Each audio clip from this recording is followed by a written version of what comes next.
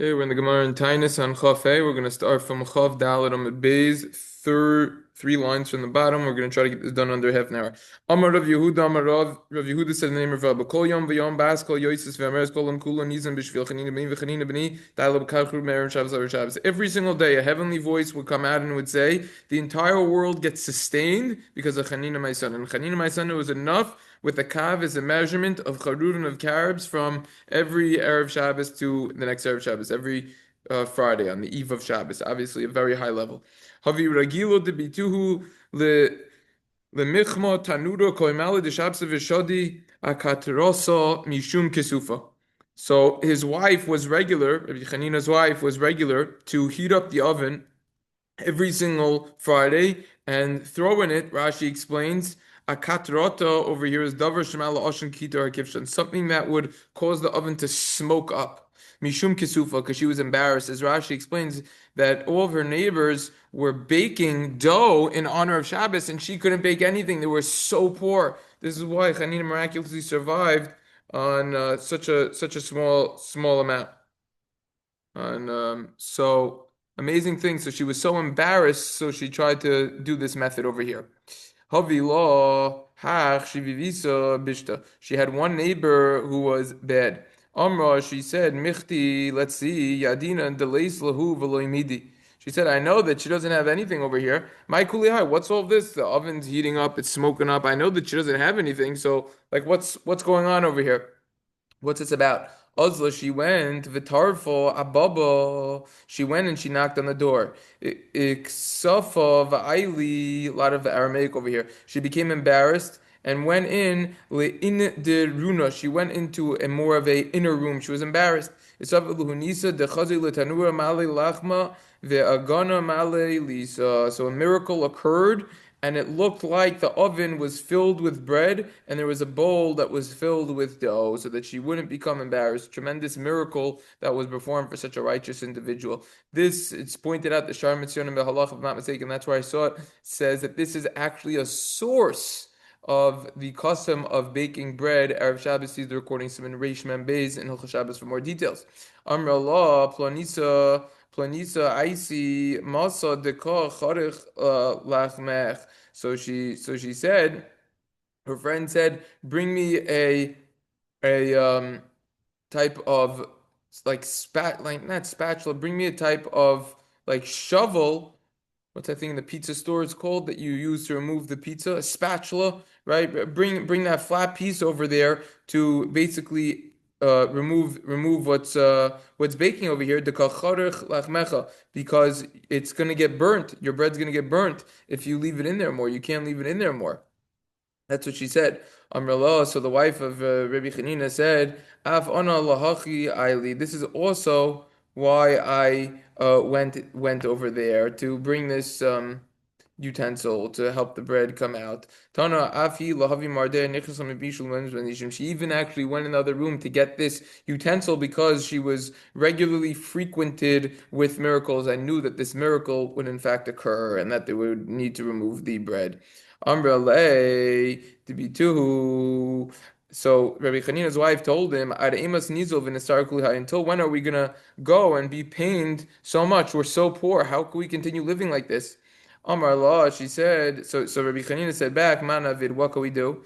Boy, rachame dinitivu lach midi. So she said you could pray that now you're gonna be given something. Boy, rachame yosa kimin pisas yad ve'evi lo chad karei de batu de davaha. So he prayed, and it came like it was a palm of the hand, and it was given a leg of a golden table, which obviously is worth a lot of money. A gold bar nowadays is close to $1 million. So do the math. The leg of a table that's gold, how much that's worth.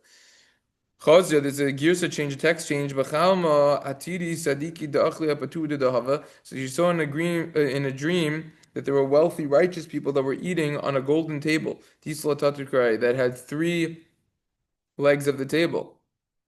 V'ihu, there's a change, apatura de and that they were just having a table that just had two legs.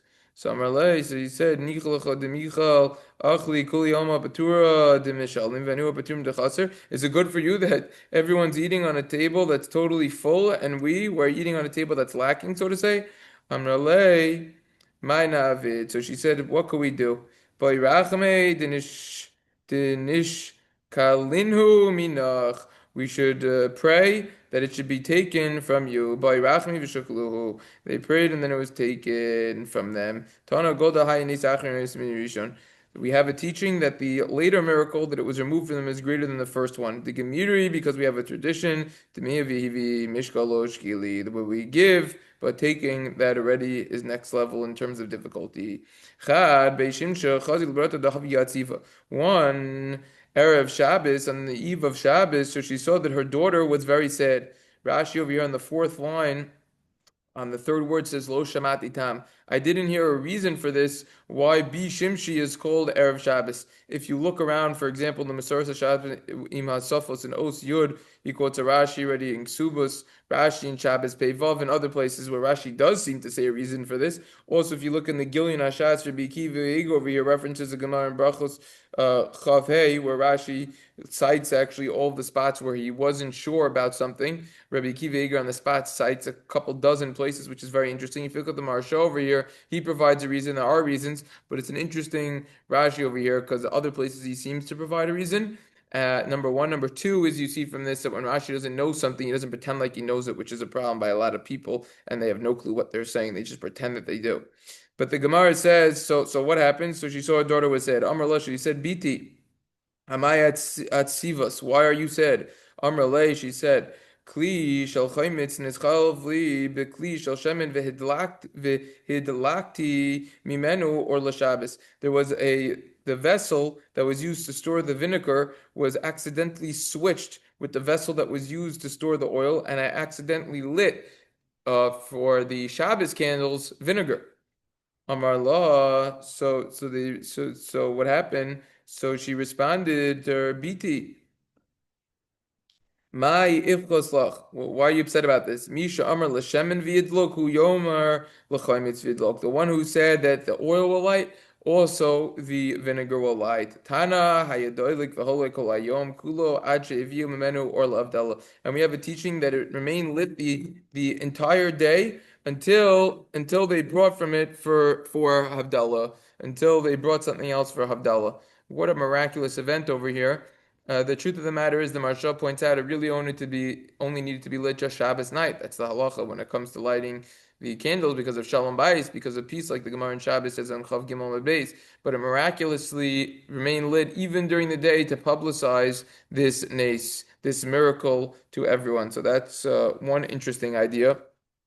The Yabetz over here is quoted in the back in the Yalkut Mefarshim, and the Yabetz over here comments and says something very interesting over here. Where's this Yabetz? Yeah, the Yabetz over here says that why didn't it say that it should turn into oil itself? So the Abbate says because the miracle was that it should be completely hidden. That's the idea over here, and that's what he says. The question is, how could you? Yeah, all right, that's the Abates. And you have also the Sefer Ner Lamea, which is an interesting Sefer on Hanukkah that answers 100 answers to the Beis Yosef's Kasha over there. It's called the Beis Yosef question, but why is Hanukkah 8 days? It should really only be 7 days because they had enough oil for 1 day. There's another Sefer Yemei Shmona that gives 500 answers to this. But if you look over there in Ner Mea on page Chav Vav, Simin Gimel, he quotes from the Sefer Yeshari Shakal, which also the Abates quotes over there. And he says, isn't there a problem of mais and nisim? You're benefiting from a miracle over here. Like we learned before, you shouldn't do. So he differentiates and he says over here, since the oil and the vinegar were already in the world, the prayers just tefillah haisarak sheteva choymis is hapik l'shem, and it just changed the vinegar to the oil. That's not considered a new creation, and therefore that type of miracle is permissible, excuse me, to benefit from. That's the idea over here. That's what the Yabed says also. He quotes the same thing. Agam shasher lahanas b'ma'asen nisim kvar Hashem v'choyim zo'olan ve'ein v'ze'ina kol kach neis. It's not so much a miracle, which would be a problem of that, which is interesting over here. It's an interesting question, additional question on this Gemara, which gets quoted a lot of times. Rabbi Chanina ben Doisa, Havile Hanach Yizi, the Gemara continues, Rabbi Chanina ben Doisa, he had goats. Amru Ulay, they told him, Come Mafsidan, that they're causing a loss to the fields over here. They're eating at the fields. Sados Rashi explains. Amar, he said, if in fact they are causing a financial loss, so then let the bears eat them. V'lo, and if they're not causing a loss, and if they're not causing a loss, then each goat should take a bear's in its horns, which means that it seems like it was going to kill the bears and then put them in the horns. Miraculous. He's trying to prove a point that they weren't really eating the fields and that this would miraculously happen. Or at night, at night, that's actually precisely what happened. And it proved the goats' innocence, that the goats carried the bears with the horns. The Alkama Farshim quotes the Chachmas and Manoach, who says that they killed the bears with their horns and then dragged them with their horns until they brought them to the city. Banya Besa Velo Mati Kishure. So there's a person over there, new story over here. There was a neighbor that was building and the beams didn't go over there. Which means, as Rashi explains, that the roof was too short, they miscalculated, and it didn't extend to each wall, so you had a problem. Also, Amrilei, Banisi, Basi, Veloka, Muti Kishori. So she came in front of it and said, Look, I built my house and it's too short. I messed up with the measurements. So he said, What's your name? So she told Rabbi Chanina ben Dois, Rabbi, who is this over here? Yeah, Chanina. So he said, Amrlei, Iku. So he said, My name is Iku. Amr Iku Nimatu Kishirak. So he said that they should reach, that they should lengthen. Tano, Hikivachi also Amalakam, Amalakam, Yisham Shapino Malasun. So it reaches until they miraculously extended a distance of 2 feet each way, and some explain that it was sanifin that were made. Sanifin Rashi explains over here that these are beams that were miraculously made. They were miraculously like attached to each other, smaller beams to these beams, and then it extended and it was fine. So Polimo says that I saw this house and the beams actually extended for one arm on each side, 2 feet on each side. Some say that it was actually roofed. Rabbi Chanina ben Dosa b'tfilah, so it was roofed through Rabbi Chanina ben Dosa through his prayers. Rabbi Chanina ben Dosa, wait a second, we just said before in the Gemara that we started with that Rabbi Chanina was poor. If he was poor, how is he owning animals? Animals cost money. Furthermore,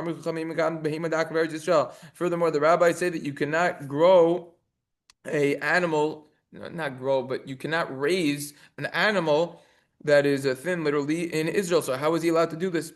Amar of Pinchas, Ma'isiv, Ovod, Odem Echad al Pesach, Beisov, and Yirsham Tikkun. There's a story that a person went by the entrance of his house and he left chickens over there. Umatsason, Isha Rabbi Chanim Mendoza, so the wife of Rabbi Chanim Mendoza found that these chickens hatched and they gave birth to eggs. You'll think, great, scrambled eggs. But she said, don't eat them. But they had so many eggs and the chickens, and it was causing pain to them. Cock-a-doodle-dooing, 4 in the morning. 4 in the morning. Who wants that? So she sold them and then acquired in their money goats. So one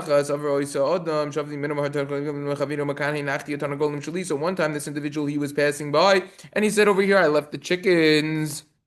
My chicken, Shama Rabbi Chanina heard this, Amar and he told him, Rabbi Chanina said, you have a sign that these are in fact your chickens? Amar yes, this is a sign, not low simon, but not to reason the icy dubi bikar naihu. So he gave the sign that it was his chickens, and then then he gave him the goats. Rabbi Chanina gave him the goats. He took the goats, and these are the goats that miraculously took care of those bears in the story that we mentioned before. You see how careful he was in terms of not benefiting as a shomar chinam. It seems like it's just a free watchman, and how carefully was the question of, wait a second, you're not allowed to raise goats, wasn't really answered. They say he didn't raise them from nothing. He bought them later, so it was fine. There's other answers. They talk about this at length.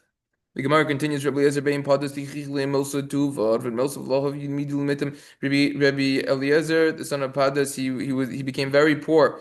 And Ovid Milsa, as Rashi over here explains, he bloodletted, and you get hungry if that you have to eat, but he didn't have anything to eat. That was the problem over here because he was so poor. Shakal bara. So his son took, excuse me, he took shakal. He took a bara detuma. He took the clove of garlic v'shad bepume, and like he threw it in his mouth. Cholosh libe v'nayim. He became very weak, and he rested. He took a nap. Also, Rabbanan lishayulabe. So the rabbis went to ask about him to see how he's doing. Chaziu deka bachi b'chayich. So he saw they saw that he was crying and that he was laughing. V'nafach zisusa denura me'afuse. And a Rashi over here explains. Where's the Rashi? There was a spark of fire that came from the mitzvah, from his forehead, Rashi explains. Ki atar, once he woke up, Amr le, they told him, my time, what's the reason that you are crying and laughing? Amr lu, because that Hashem was sitting with me, and I told him, until when am I going to be in pain in this world? He told me, Ezer b'ni So he said, Ezer, my son, is it good that I should turn over the entire world from the beginning? It's possible that you could be born at a time of food, at a time of sustenance. So there's two basically basic ways, approaches of explaining this Gemara over here. One way is that the entire world would be created completely new. That's the Marsha and all the people.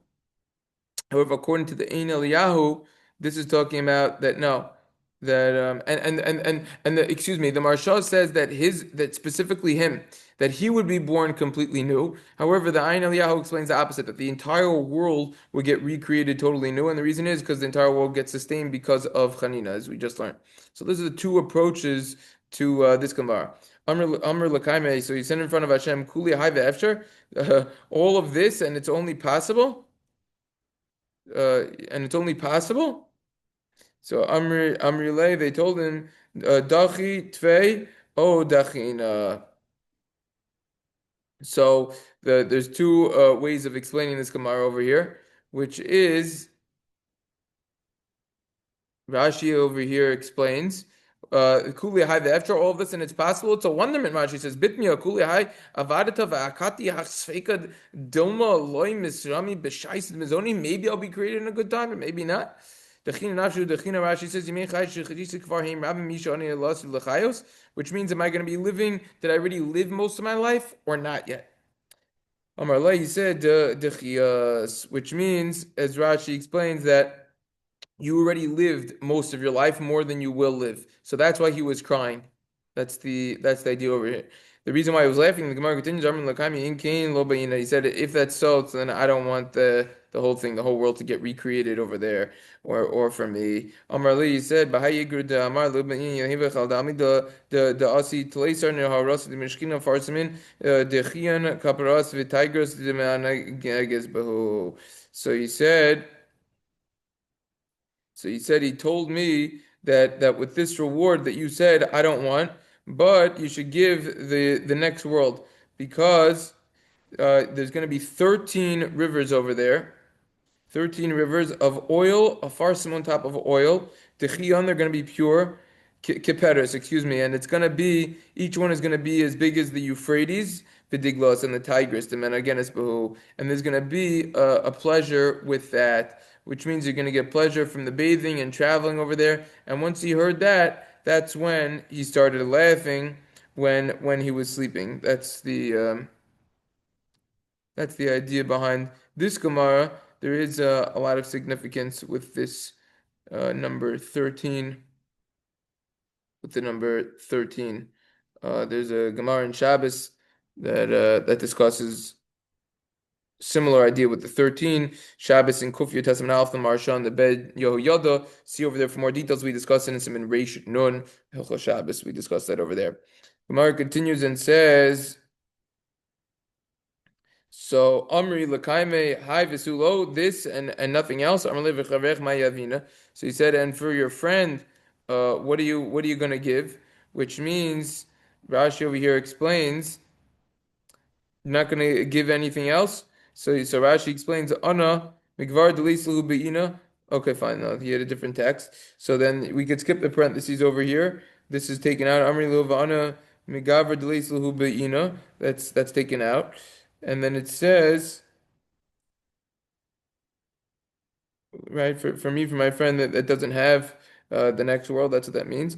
Mochyan Be'as Kutla. So Rashi explains this line that Petura Aputai Va'amar li Eliezer Beri Giri Bach Giri. So Rashi here explains these words over here, and he says that there was a type of like spark that came out, and it was like a finger and it was hitting him with the nail, and it was saying, "I'm hitting you with arrows." It's obviously a deep Gemara over here. Rabbi Chama bar Chanina gazer Taanis of Rabbi Chanina, Rabbi Chama the son of Chanina decreed a fast, and the rain didn't come. Amrulay, they told him, "V'ha Rabbi Yeshua ben Levi gazer Taanis of mitzvah." Rabbi Yeshua ben Levi decreed a fast, and the rain did come. Amrulu, he told them, "Ha ana, hi barlio, Amrlahu, ha ana." Ha bar Leoi. What do you mean? I'm myself, and he's a different person. You can't compare the two people over here. Hu ish achar v'ani echad. Who adav minai? He's better than me, as Rashi explains. They told him, Nisi v'nekaven daisech efsher to tavri sibur li bahu vati mitra. You should go and have intention when you pray. It's possible that you could break the congregation's hearts, and then the rain will come, meaning you'll influence them. He prayed and the rain didn't come. He said, lichu sheyavo matar b'shulenu. Is it good that the rain will come for us? He told them. He said they told him. They said, right. He told them. He said, nicha lechu. He said, it's good that you should go, and the rain will come because of us. Amar lehain. He said, yes, that would be good. Amar. So So he said, Amar Rakia, Rakia Kasipanecha, the skies you should cover your face with clouds. He's talking about Loech, so they didn't cover themselves. Amru, he said, Kama Ozin Panei Rakia, how brazen is the skies? Ichsu, and then it covered. Vati Mitra, cover with clouds, and the rain came. Levi Gazar Tenis of the Lord to Mitra. Levi decreed a fast, and the rain didn't come. Lafani, he said in front of Hashem, Rabbono Shalom, mass of the world, at least if Yeshatim Ravina Ta, Rachim Abanechad. You went up and you sat up above, and now you don't have mercy on your children. Ati Mitra of Italy. So the rain came, but his hip became dislocated. Amar Rabbi Yezer, lo yatiach adam devarim kapim al hashav yadam galu tiach devarim kapim al ve'itla. A person should never toss his words up above, because there was a great person who did so, and his hip became dislocated. Manu, one who was that was Levi. It was Levi. V'ha gamirlei. Did that cause it to him? V'ha Levi achu kidekami of Italy. Levi was showing how to bow in front of his Rebbe, Kamid Rebbe, and that's when he had an injury over there. Rashi explains he would like put his two thumbs on the ground and bow and like kiss the floor. It was a difficult process to do. They both caused it. They both caused the issues that he had, the physical issues. Amar Rabbi Chia bar Ulaynai. Rabbi Chia said, I heard the clouds that they were saying, let's go and we're gonna cause the rain to come in the lands of Ammon and Moab. Amr Lafanav, he said, Rabbeinu Shalom of the world. Kishnadat the Torah Lamchig Yisrael. When you gave the Torah to the Jews, Chazar Tokol Umas Olam, you went by all of the nations of the world. Velokia Bluhu, and they didn't accept the Torah.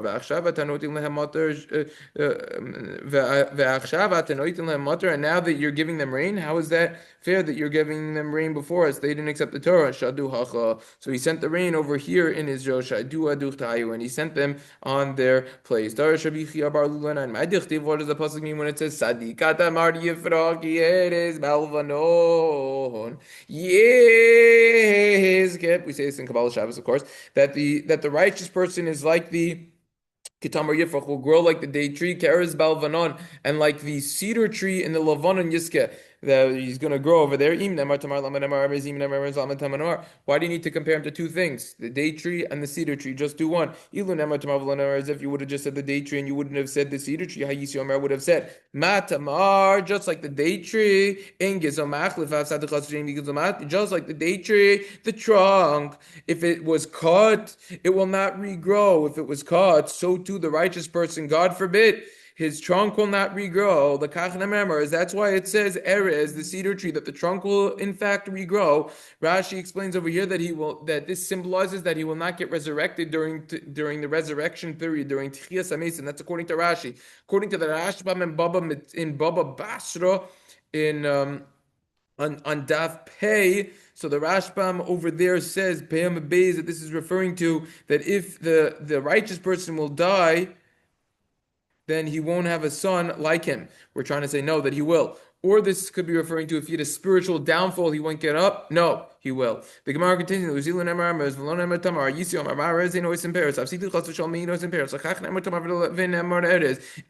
pasuk just would have said the cedar tree and it wouldn't have said the date tree, I would have thought just like the cedar tree, it doesn't make fruit. So to the righteous person, God forbid, he wouldn't make fruit. So that's why the pasuk needs to say the date tree and the cedar tree. What is this idea behind the fruit? Rashi explains he wouldn't get rewarded in the future. Another explanation is that he won't have students and his knowledge and Torah will not become publicized. It is noteworthy to point out my Greek grandfather Meshulam Fayish Svigrot writes in a Sefer Nachlas on page 90, page Sadi. He comes along and he says that the date tree goes straight up. Straight up. It doesn't go to the side at all. If you look at the Ma'am Loez on this pasuk Sadiq about Ketamar Yefrach, it's in Tehillim Perik Sadi. So if it's Perik, what is it, Sadi Dalit, I think. So if you look at the Ma'am Loez, he says a similar idea. Even with all of the fruit on it, the tree remains completely straight up. Amazing thing. It's in Sadi Beis Yud Gimel Tehillim. So too, that's the Sadik. The righteous person, he stays on a straight path. He doesn't sway to the sides. A beautiful idea. And he says that the fruits are the mitzvahs that he does and also the children that he has over there. That's the idea over here. The Gemara continues and says, wait a second, is Gizah Machlif? Is it really true that the cedar tree, if you cut the trunk, it regrows? Tanya, we have a Brayso. Brayso says, if you're going to purchase a tree from your friend, in order to cut it down, so you're allowed to cut it, but not the whole thing. You have to leave 4 inches from the base of the tree and then cut it down. The reason is so that it will regrow. Besadana sikma, when it comes to this type of tree, the sycamore tree, the sudden means that it was already older. Rashi explains, Shnei Tfachim, you have to leave 2 Tfachim, so that's going to be around, let's say, 8 inches. If it's a younger sycamore tree, then it's going to be 3 Tfachim, so it's going to be around the foot. When it comes to reeds and when it comes to vines, min hapakakulamala, from the knot and above, the kesher hatachton, in the lower knot, Rashi explains, bidekalim, so that's what you have to leave. When it comes to dekalim, the palm trees about ozim, the cedar tree, chayfer lamatu mashrish, you dig from down below, and you could uproot the whole thing. You could even take the roots out, lafi shein gizam achlif, because the trunk doesn't regrow. So we see that the trunk doesn't regrow when it's cut. How then? Before did we say that it does regrow? What are we dealing with? Bishar mina razim. We're dealing with other types of cedar trees. You have different types of cedar trees. Kiderabba, like what Rava says, Bar Rav, the son of Rav Huna, Rabba Bar Huna. What does he say? Yasar mina razim. There's 10 types of cedar trees. Now the pasuk says, look at the pasuk. It lists 10 trees. Toner Rabban, we have a brayse. Ma'asav Rabbi Yezer shekazim shalosh esrei taniyos alatzibul ardu shamim. We have a story that with Rabbi Yezer he decreed 13 fasts on the congregation and the rain didn't come back. In the end, as says the congregation, they began coming out.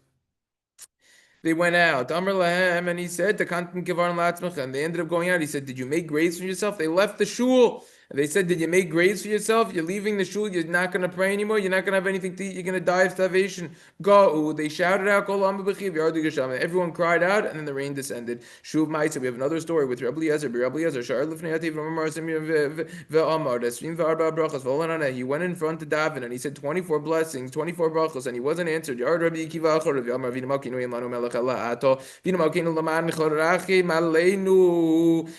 Akiva went after him, and he said, said, Avinu Malkeinu, our father, our king. We only have one king. And then he said, Avinu Malkeinu, our father, our king. The mancho, Rachim Alinu, have mercy on us for your sake. Yardu Gesham, and the rain came. Amiran and Rabban, and the rabbi started murmuring. Yosta Baskol, the Amner, heavenly voice went out and proclaimed. It's not because Rabbi Akiva is better than Rabbi Eliezer. Ella, what then? Ella, rather, Shazem Avril Medosa, that this one overlooks his characteristics and this one doesn't. Simple explanation is if someone harmed them, then they would look the other way, they wouldn't get upset. The way that the commentators explain this, you could look at the Masifta Gemara, they have a very lengthy footnote on this. And one of the ways of explaining this Gemara is, of course, they all had excellent characteristic traits. These are Tanaim, rabbis that we can't even comprehend the level that they were in. Rather, it's just that Rabbi Yezer had more of a strict way of viewing characteristics, and Rabbi Akiva was more merciful. Different ideas over there, a lot of explanations on this Gemara. Tanur, we have a brayso until when is the rain going to come down? And the congregation will stop fasting until when? When can they stop fasting? That this is talking about from the blade of the plow. Once that starts going over there, so then you could already, then that's the story. When it comes to dry land, it's very dry, so then even if it's going to be a tefach, that's going to be already 4 inches that goes in there, right? If the rain's going to go in, so then most of the rain, already came down. If it's an in-between type of land, it's not totally dry tefachim, that's going to be 2 tvachim, and it's going to be 8 inches. If it's going to be plowed, shlosha tvachim, that's going to be 3 tvachim, aka a foot. Tanya, we have a brayso Rabbi Shimon ben Elazar, there is not going to be a tefach 4 inches from above that the depths are going to go out to greet with 3 tvachim, which means this is referring to that when the rain comes down, Rashi explains that the depth of the ground for 1 tefach, if it's going to go deep 4 inches, the rain, so then the depths of the world will go up even 3 tvachim. It will triple whatever it gets. But we have another brayso that says only 2 tefachs that's going to go, not 3 tvachim. But only 2 tvachim, it's going to go low kasha. There's no question. If it's going to be work, so then it's going to be 2. The work land, like we just said, AK was plowed, but if not, so then it's going to be 3. Amar Rabbi Yezer. So when you pour the ritual water libations on Sukkos in the depths, one is going to say to its friend, may your water flow. Kol shnei riyim anisha, may I hear the voice of 2 friends. This is referring to, as Rashi over here explains, top of the left column, he explains that this is referring to the ritual water libations with the ritual wine libations. They're talking to one another. Shneimar, because the pasuk said, "Tohu tohum korea lokol to sinu recha." Amar Rabba lididi chazile. Hi, Ridia. I saw this type of angel over here. This is an angel with like the that's appointed on the rain, as Rashi explains. Damyan, it was like it's like a calf who pierces and its lips are split. And it stays by between the lower depths and the upper depths. Amar to the upper depth, the upper depths. So then it says that you should have a downpour of water. It should pour down. It should come down a lot. Let the homa tatai to the lower one. Amar it should say to Abba my mech. Your water should just like flow. Shneimar, the pasuk says it's going to bud in your beret. So we learned way earlier in the Mishnah that if you were fasting and then the rain came down before sunrise, you don't need to finish the fast. We have a brayso. If you were fasting and then it rained before sunrise, you don't need to make it up. However, if it's going to be afterwards, then after sunrise, if it started raining, you do need to finish the fast. That's according to Rabbi Meir. If it was before halachic midday, you don't need to make it up anymore because he holds that the fast already doesn't fall anymore. However, if it's after lachik midday, you do need to finish it. If it's before 9 hours, you don't need to finish it. If it was after 9 hours, you do need to finish it. Because we find by Achav, the king of Israel, that he fasted from 9 halachic hours into the day and onwards. Shem the pasuk says, Rabbi Yehuda, the Nasi decreed a fast and the rain came down. And after after sunrise, he thought that he was going to finish it. Rabbi Ami said, no, we are the difference is if it's before halachic midday or not. Shmuel the Katan, he decreed a fast and the rain came before sunrise. Everyone thought to say that this is a praise for the congregation over here because we don't need to fast anymore. Amr Lahem, he said, no, it's not good for the congregation. It's not a praise. I'm going to give you an analogy. What is this comparable to? If you have, it's similar to a servant who is requesting something, food from his master. Amr Lahem, the master says, Tinu lo, lo, just give him it, and then I won't need to hear his voice. So to Hashem is saying, just, I'll give it to you, stay away. Shuv, we have another story over here. Yeah. Shmuel Katan, he got the Taanis of Yadin Lem Gisham, and Shmuel Katan, he decreed a fast, and then the rain and the rain came down. After Sons of Kivur Mam Lomar Shul Shibu, and everyone thought, oh, it's such a praise, it's such a good thing over here. Amr Lahem Shmuel told them, this isn't a praise, rather, what is this analogous to?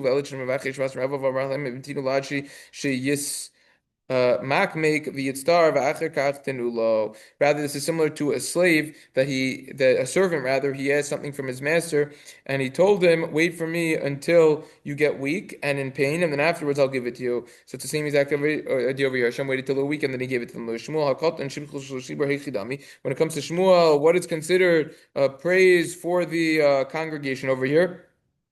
Amar, if you say Mashiv Roch v'nashav Zika, if you said that there should be wind and then the wind comes. Amar, if you said Marita Geshem v'atamitra, if you say that there should be rain that's going to come and then the rain comes. So there was a story and they decreed the fast in Lud, and then after when the rain came they said Halal. Asked the Gemara v'nei Mahal Mikar, why didn't you say Halal to begin with? Abai v'Rava, Damar both Abai and Rava say Lefishay Nomem Halal Ella on the V'Shavav v'Kerem, because you only say Halal when your soul is satiated and when your vineyard is v'Keres Malay, when your stomach is full. The Kerem Malaya. The caramel, excuse me, your vineyard is full over there. Any is that's all. Is that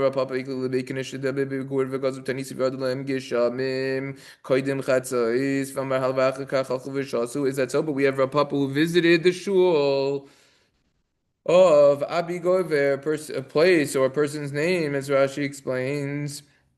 And what the Gazer Taanis, they decreed a fast for Adam Misham, the rain came down, and it was before halachic midday, and they said halal, and then afterwards they didn't drink. No, so over there, people in Mechuzah, they were different. They had to already do the halal earlier, because they got intoxicated commonly, as Rashi explains, and then they would be negligent, and they wouldn't say halal.